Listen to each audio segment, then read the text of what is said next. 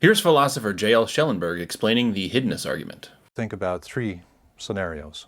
God exists and there are no non-believers. That is, God exists and perhaps there are other people too, and if there are, all of them believe that God exists. The second scenario is one in which God exists and not everybody is a believer. There are some people who believe, some people who don't believe, but all of those who don't believe fail to believe because they're resisting God in some way. And so all of the non-belief in the world in the second scenario is resistant non-belief. And now the third scenario is one in which God exists and some people believe in God, some people don't believe in God, with the added wrinkle now that of those who don't believe in God, some are resistant, but some are not. And now you can take the central claim of the argument as saying something like this: the first two scenarios are possible if God exists, and the third is impossible. So if God exists, there are no non-resistant non-believers. The second premise, perhaps obviously, is going to be, yeah, there are non-resistant non-believers, from which the conclusion follows there's no God.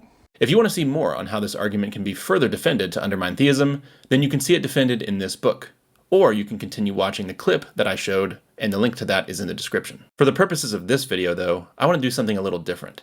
Rather than trying to take down theism in one fell swoop, I want to set my aim at a narrower target, something that I'll call high-stakes theism. By high-stakes theism, I mean any form of theism that affirms the following. 1. There are negative eternal consequences in store for those who, in this life, consciously reject belief in God and/or the truth of some theistic religion. 2. These consequences are fair, due to the kind of information/revelation that would be available to such persons.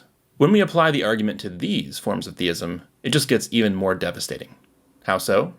Well, obviously people who think this way are going to be sympathetic to premise 1, and they're going to have to put on their tinfoil hat in order to deny premise 2. In the minds of these folks, anyone who consciously denies the existence of God, or who consciously denies their specific brand of theistic religion after reflection, is only doing so because they're essentially in denial.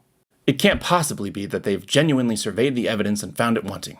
In fact, we could probably line up 1 million atheists in front of people like this, all claiming that they don't know that God exists deep down, and high-stakes theists would likely remain unaffected. We could also probably line up an uncountable number of people, whether they believe in God or not, all claiming to reject some set of theistic religious claims after surveying the evidence, and doing so in good conscience. High-stakes theists, again, can't take this sort of testimony at face value, which is interesting. But hey, if they want to give more credence to the testimony of a relatively small number of people who claim that the moon was split in half or that a guy came back to life and floated into the sky, then more power to them, I guess. But anyway, if you're a high-stakes theist watching this, I would also encourage you to consider the ambiguity of the world that we live in.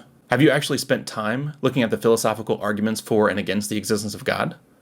Have you read what the smartest critics of your religion are saying? If you want to double down in the midst of all that and claim that a conscious rejection of your beliefs merits an eternal negative consequence, then fine.